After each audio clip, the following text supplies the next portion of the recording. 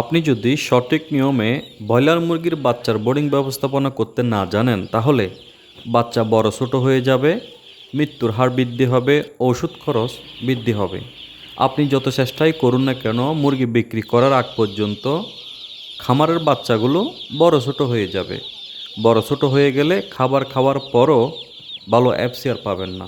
তাই আজকের ভিডিওতে জানাবো যে ভুলগুলো না করলে আপনি নিজেই লাভবান হবেন। আপনি বাচ্চা পালনের ক্ষেত্রে যদি ভুল করে থাকেন, ভালো মানের বাচ্চা এবং খাবার খাওয়ানোর পরও কিন্তু আপনাকে লোকসান গুনতে হবে।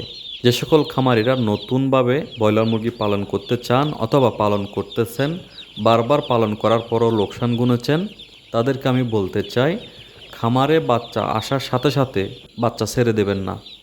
আপনার খামারে যে বোর্ডার করবেন সেখানে 35 ডিগ্রি সেলসিয়াস তাপমাত্রা আছে কি না, বাজারে বর্তমান ডিজিটাল এবং ম্যানুয়াল মিটার পাওয়া যায় তাপমাত্রা দেখার জন্য, সেগুলো দিয়ে চেক করে নেবেন। বাচ্চা আসার 30 মিনিট থেকে 1 ঘন্টা পর বাচ্চাগুলো খবরের কাগজে ছেড়ে দেবেন। অনেকে কি করেন, বাচ্চা আসার সাথে সাথে তাড়াহুড়া করে বাচ্চা ছেড়ে দিয়ে খাবার দিয়ে দেয়। এ ধরনের ভুল করা যাবে না। বোর্ডারে যখন বাচ্চাগুলো ছেড়ে দেবেন, বাচ্চাগুলো খেলাধুলা করবে, স্বাভাবিক হবে।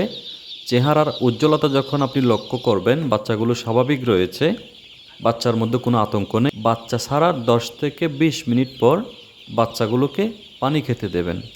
পানি দেওয়ার আরও 10 থেকে 20 মিনিট পর বাচ্চাকে খাবার দেবেন। ব্রয়লার মুরগির বাচ্চাকে একসাথে অনেক বেশি খাবার এবং পানি দিয়ে দেবেন না।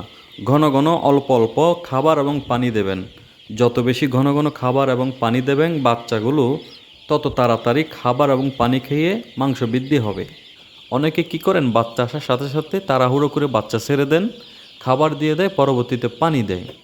আমরা এমন অনেক খামারে দেখতে পেয়েছি, এ তাড়াহুড়ো করে খাবার দেওয়ার কারণে বাচ্চাগুলো পরবর্তীতে যখন পানি খায়, প্রতিযোগিতা শুরু করে দেয় কার আগে কে পানি খাবে। এমনভাবে পানি খেতে যায় বাচ্চাগুলো ভিজে যায়। বাচ্চা ভিজে গেলে নাভি ইনফেকশন হয়ে যায়, বাচ্চার নাভি শুকায় না, পরবর্তীতে বাচ্চার মৃত্যুর হার বেড়ে যায়।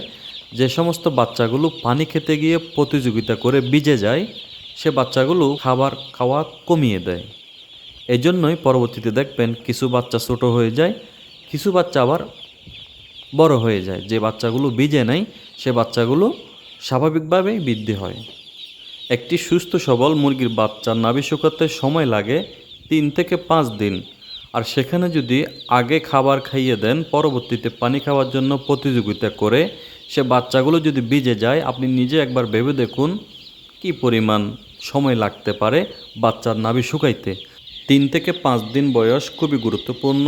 এই সময় বাচ্চাকে কখনোই গাদাগাদি করে রাখা যাবে না, পর্যাপ্ত পরিমাণ জায়গা দিতে হবে।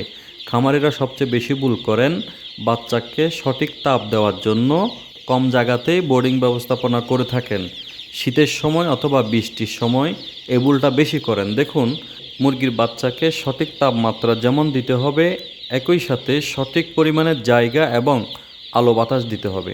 আপনি যত বেশি জায়গা বেশি রেখে তাপমাত্রা নিয়ন্ত্রণে রাখতে পারবেন, তত বেশি আপনার খামারের মুরগিগুলো সমানভাবে মাংস বৃদ্ধি হবে।